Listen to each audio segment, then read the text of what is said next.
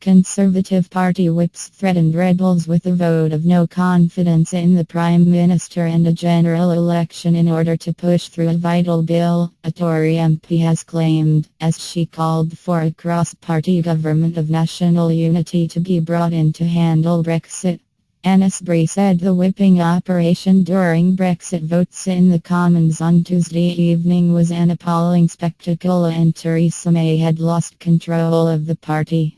These nonsenses of threatening general elections and votes of confidence in the Prime Minister, and as I actually said to the Deputy Chief Whip, bring it on, because I shall be the first in the queue to give my vote of full confidence in the Prime Minister, she told BBC Radio 4 Today programme. Problem is, I don't think that she's in charge anymore. I've no doubt Jacob Rees-Mogg is running our country. Soubry said there needed to be cross-party collaboration on a new Brexit deal, but she said Labour had the old Trotskyists in charge. I personally would abandon the Labour front bench and I would reach beyond it and I would encompass Plaid Cymru, the SNP and other sensible, pragmatic people who believe in putting this country's interests first and foremost, she said. May narrowly avoided all-out Tory civil war and a potential leadership challenge from the Eurosceptic wing of the party when MPs defeated a proposed amendment to the trade bill by 6 votes. MPs voted 307 to 301 to overturn the amendment, under which Britain would have been forced to join a customs union with the EU if no agreement was reached on frictionless trade by 21 January 2019. 12 Tory Remainers including Soubry, Stephen Hammond and Nicky Morgan backed the proposal, which they claimed offered a safeguard in the event of there being no trade agreement with the EU in the run-up to Brexit on 29 March.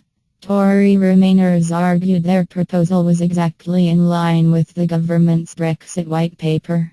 Overnight on Tuesday it was claimed that more Tory MPs would have rebelled if government whips had not threatened to pull the third reading of the bill and table a no-confidence vote in May themselves if the vote was lost, raising the spectre of a general election. 5 Labour Brexit supporting MPs, including one who is suspended, voted with the government against the customs backstop plan. Kate Hoey, John Mann, Frank Field, Graham Stringer and Kelvin Hopkins.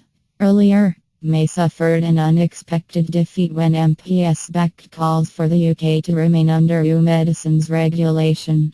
The shadow Brexit Secretary, Keir Starmer, said in an op-ed on Wednesday that Labour would never back May's Brexit blueprint, drawn up by the Cabinet at Chequers for last week's white paper. If you think Labour will support your fatally flawed Chequers agreement, then you have another thing coming, he wrote. No ifs, no buts. We cannot simply accept an unworkable compromise that has been thrown together to try to keep the Tory party together. Soubry said pro-Tories had major reservations about the Chequers plan but had been prepared to back it until May caved in to hard Brexiters on the customs bill on Monday and backed several amendments put down by Jacob Rees-Mogg, who chairs the European Research Group of Eurosceptic Tory MPs.